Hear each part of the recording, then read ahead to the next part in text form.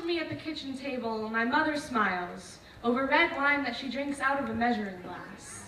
She says she doesn't deprive herself, but I've learned to find nuance in every movement of her fork, in every crinkle in her brow as she offers me the uneaten pieces on her plate.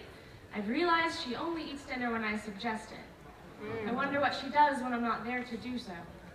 Maybe this is why my house feels bigger each time I return. It's proportional.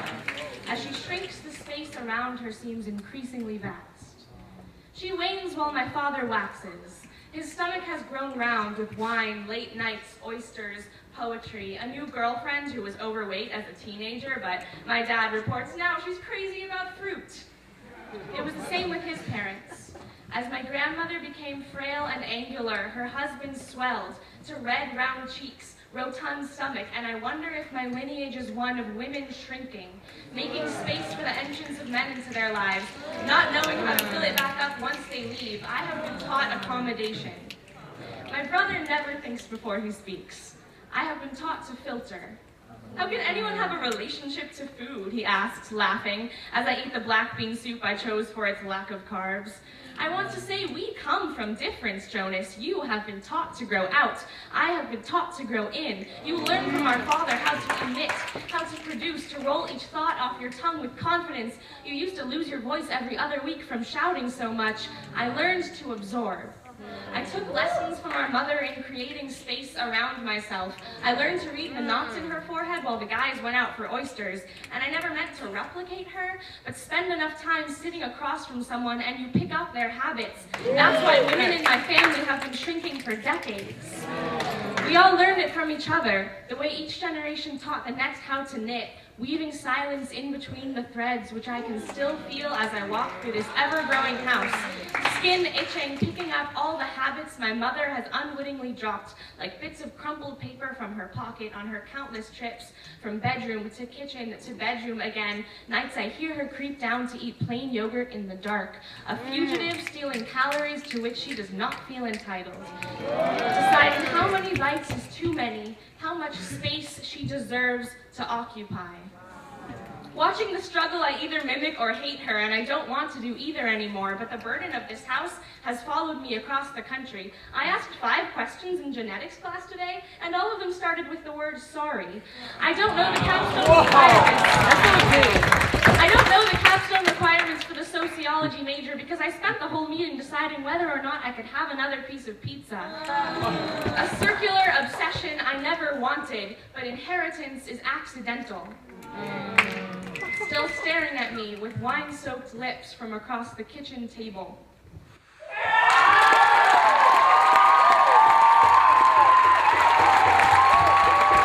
My body is a cage that keeps me from dancing with the one I love, but my mind holds the key. My body is a cage that keeps me from dancing with the one I love, but my mind holds the key. My body is a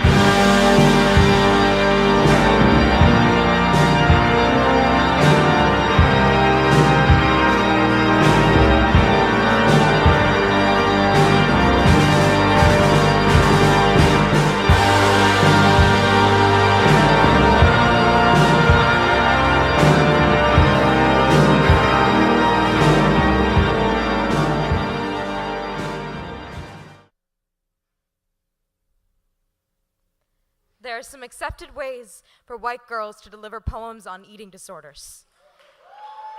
They might analyze their mirrors and remark on the ugliness of the light-refracted back, so thin and so cracked they might struggle under the weight of 1,000 magazines, feel bound by the shackles of patriarchy, break out of them with their teeth, and they are always believed.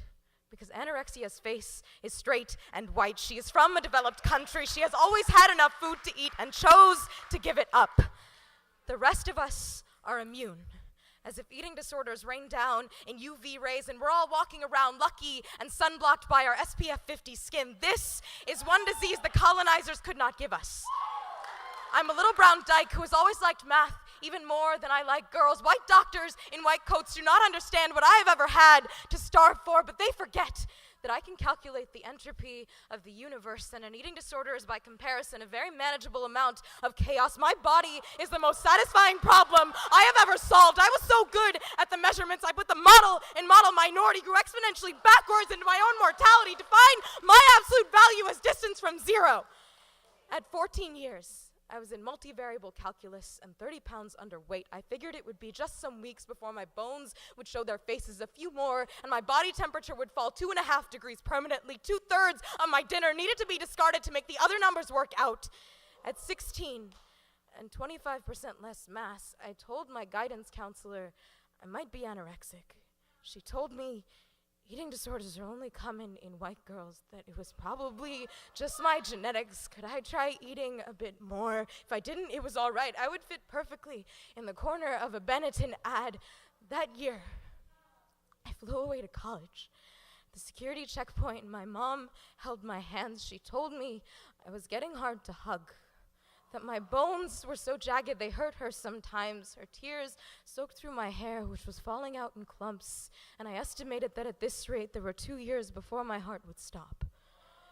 When I cracked the spine of my first college-level math book, I heard the sound and thought it may have been my own back breaking. I was shivering in the California sunshine, wondering if my legs would be strong enough to trace my foremother's footsteps to brown girls whose bodies have never been enough, to those who are disappeared in night times and bleached away at daylight. Remember, there are revolutions to be fed and protest songs to be rung out with our fullness. Keep the future in your hearts and love yourself for appetite, because we are the most beautiful equations the world has ever known.